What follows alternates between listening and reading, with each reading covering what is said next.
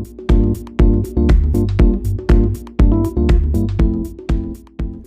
there, and welcome back to another episode of She Means Business by Chic Studio. I'm your host, Shika Balani, and today I'm bringing you a very interesting episode. I've talked about this a lot with my clients, and I often talk about this to people that I mentor as well, and that always ask me, how can you create such a good social media strategy? So today we're just going to be deep diving into the topic of social media strategy and how to actually produce results for your clients in that way. So, everyone, when they think about content, they think about virality and how to make things blow up on the internet. But it's not really always about that. It's not really always about content calendars and paid ads. There's a lot that goes into creating a social media strategy for a brand. The first thing that I would say that you should ever do is, define what success looks like for your brand. If you're a brand owner, think of what you want to achieve out of social media. So whether that's sales, whether that's brand awareness, whether that's just increasing familiarity, any of those goals is something that you should have before you start doing social media. I want to look at two different brands, two different clients that I've had. So Aquali, which is a private labeling bottle company, and the second brand, Magnum, which we used to have as a client. I'm going to use both of them as examples. So the first example, Aquali, their goal, their premium water brand, for those of you that don't know, they kind of cater to this high-end lifestyle, and they want to showcase the product in a luxury and wellness settings, as well as kind of to have this B2B familiarity in order to be, doing private labeling for B2B brands. Whereas if we look at Magnum, their focus is, obviously everybody knows about Magnum, so their focus is not about brand awareness, but more about how to remain top of mind for consumers. So when they're craving ice cream, they're the first brand that pops into the minds of consumers. And obviously they want to increase the sales of their other NPDs, their new product developments. So whether that's the bonbons or whether that's a new flavor, whatever that may be. So those are kind of like the two core things that they want for their brand. So if we look at Aquali and what our kind of focus was when we were launching their brand in the Middle East in terms of social media, we aimed to increase brand awareness and conversions for them by showcasing their premium product in lifestyle settings and in settings like spas, hotels, wherever you could find kind of like the private labeling bottle as well. So we needed to connect with their audience emotionally, and I really, really focused and honed in on having a good social media strategy before we even started running paid ads. And that's something to keep in mind, the why are you doing things in the way that you're doing them, and how it can drive sales for your business. The first thing I want you to do, if you're at your desk and you have a pen and paper in hand, I want you to set your goals as a business owner or as a brand manager. What are your goals, and how can you kind of put the pen to the paper and create a content calendar that showcases how you'll be able to achieve these goals? And I often talk about a blueprint for consistent posting and all of that, and that all comes by having a content calendar. It helps you stay organized and ensures that you're posting with purpose. So that's the first step, to have an idea in mind that you're going to be posting 3 to 4 times a week. Now, next thing comes to, what are you going to be posting about? When we started to create Aquali's content calendar, for example, we focus on showcasing their bottles in different lifestyle settings.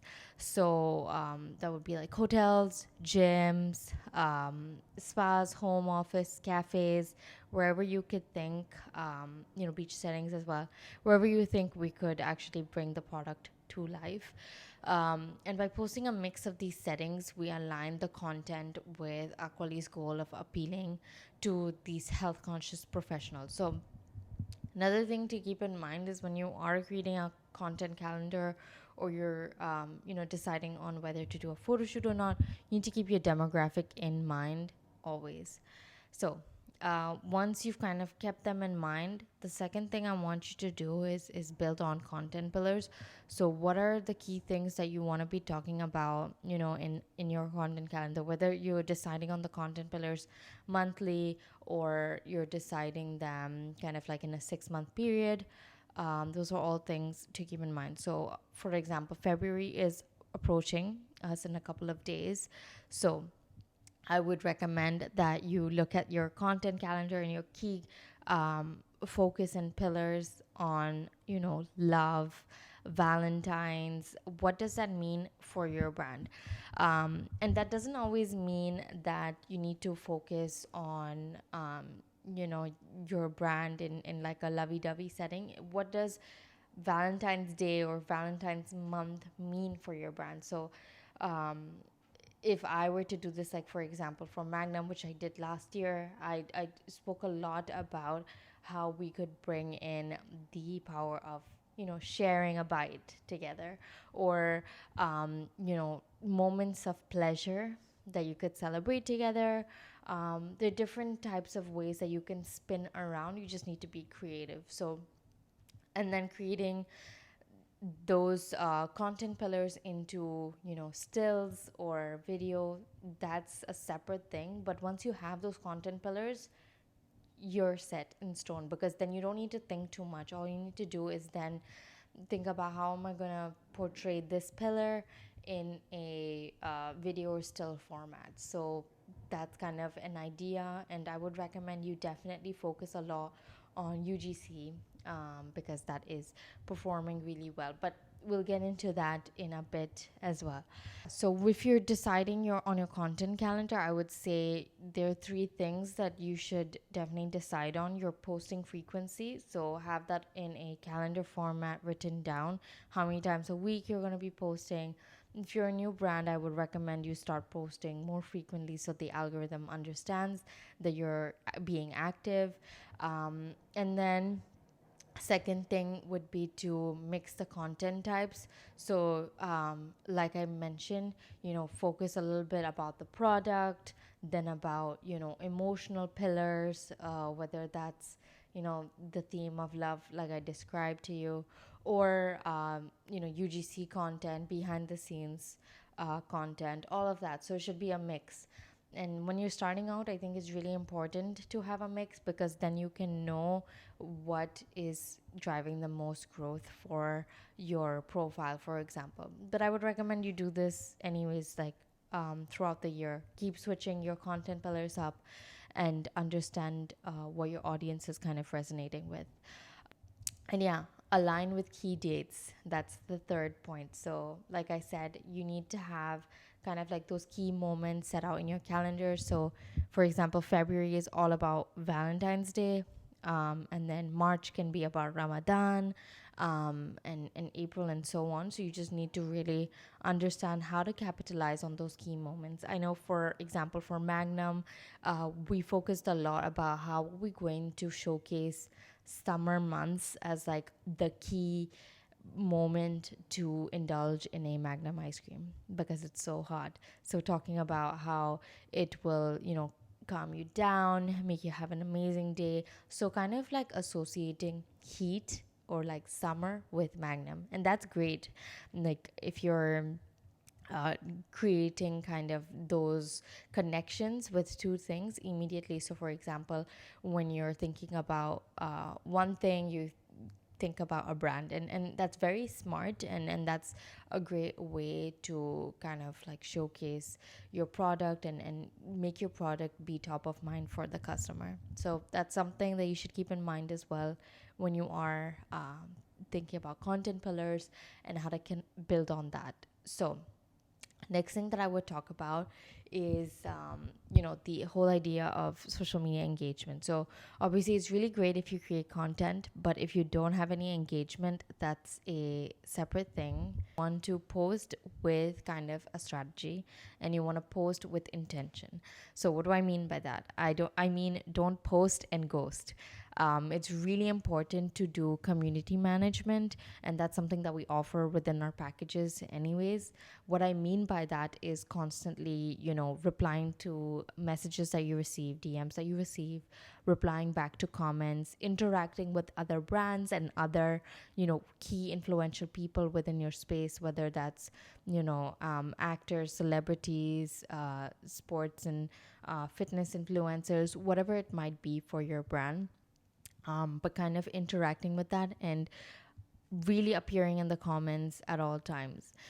Whether you're trying to grow on LinkedIn, on X, or on Instagram, it's really important to have that community feeling for your brand. So the way I would do this is, first of all, post. Make sure that your caption kind of encourages people to comment.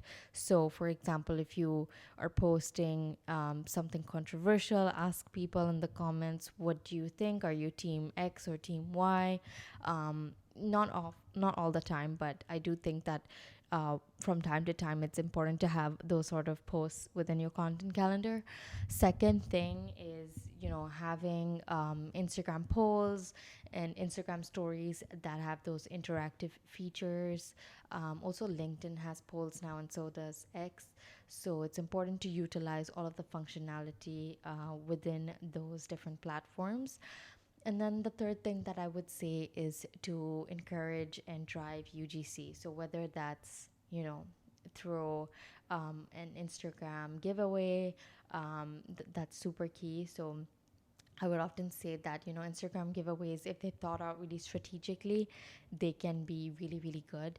And they can drive sales as well as product awareness. So, for example, if you are running sort of like a giveaway for your beauty brand at the end of the month, you can ask people to take photos with your beauty brand product and tag them. And then you'll feature kind of like the best photos on your story and things like that. I think brands that do sort of UGC posting and drive UGC uh, a lot is like a brand called Shreddy. I don't know if you guys have heard of it. Shreddy is this fitness brand. I've used it for many years. It's like this fitness app, and you can kind of follow customizable workout plans on there. But every single time they launch a new challenge, they tell people post your journey through this challenge, and your progress through this challenge, and tag us, and weekly sort of giveaways. So I remember one of the giveaways was like you get a MacBook or something like that. So you're giving away products for free for sure, but you're also driving free marketing for your brand by doing UGC or fostering UGC.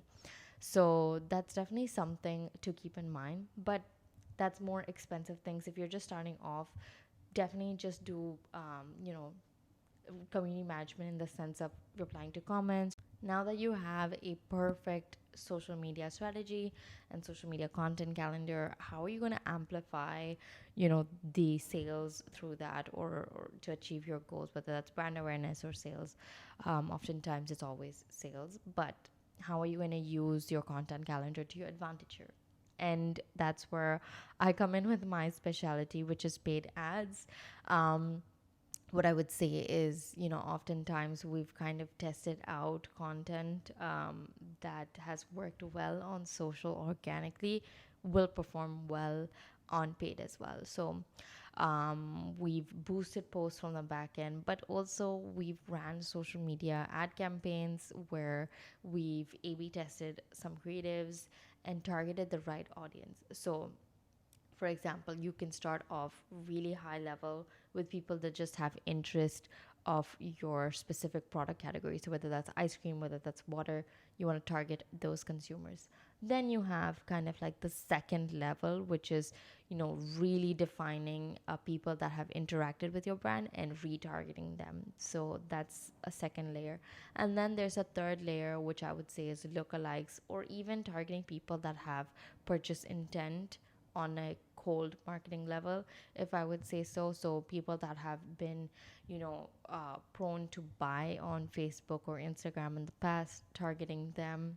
I would also say targeting a specific demographic. So for Aquali, whether that is, spas, hotels, geo targeting those locations, or for Magnum, whether that's targeting people that are, keen to go for movies, keen to let's travel and go and shop, in supermarkets, things like that. How do you target those people, and kind of showcase the product in the setting?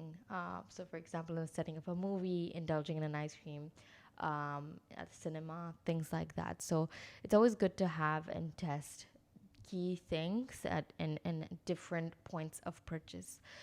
And obviously, it's very important to A/B test, because you may think that something is going well, but if you don't let data speak for itself, then you won't be 100% sure. So I would say let your campaign run for like a week or two, and then decide where do you go from there, how are you going to tweak things, and how are you going to change things in order to drive more sales. So once you've posted and once you've ran the ads, what is the next thing that you want to be doing? The next thing you want to be doing is having end of month reports on both an organic social standpoint as well as a paid social standpoint. If your agency isn't already doing this for you, or your internal team isn't tracking that, that's a difficult thing, and you should definitely revisit that. I feel like tracking things on like a monthly basis gives you a lot more data to play with and to understand. I don't think that it's necessarily okay to just review things from, Instagram and from the back end of Facebook. I think you can dive in deeper and look at your website information as well. So through Google Analytics, how many people have actually clicked through from, organic or paid social, what's the bounce rate, what is the consumer journey like. All of those things are very key to understand. It's important to kind of have in mind that the social media strategy plays into the wider picture of digital marketing. And digital marketing is very, very powerful. Not only if you're a D2C brand, but if you also sell in brick and mortar, it's extremely important. And I'm glad lots of people are understanding that now. But yeah, I would definitely recommend you review the data on like a monthly basis, so that you can make key decisions based off of that. Now, to summarize everything, I have a few key points that I mentioned in this episode. The first one is to have your goals set out as a business owner, or as a brand manager. The second thing is to then figure out your content pillars and your posting frequency within your content calendar. And then the third thing would be actively creating content that resonates with your content calendar and what you've set out for the brand. The fourth thing is to not post and ghost, is to actually build a community on the social media platform that you've chosen, or the couple of social media platforms. And honestly, it's a full-time job, so you really need to get someone to manage that for you. But yeah, and then at the end of the month, I would say analyze your performance and optimize as you go, tweak things, and try and understand what's working, what's not. That's kind of like a wrap of this video. I hope these steps were really helpful, and I hope that you've learned a lot from this video. So thanks for tuning into She Means Business. If you haven't already, please subscribe on YouTube and follow us on Spotify. And we also post very frequently on our Instagram channel, Chic Studio Marketing, and my personal LinkedIn account, Shika Balani. So if you haven't already, do follow on all of the platforms if you want to stay updated on key trends and best practices on the digital marketing industry. Until then, thank you for watching, and I hope you have an amazing week ahead. Take care. Bye.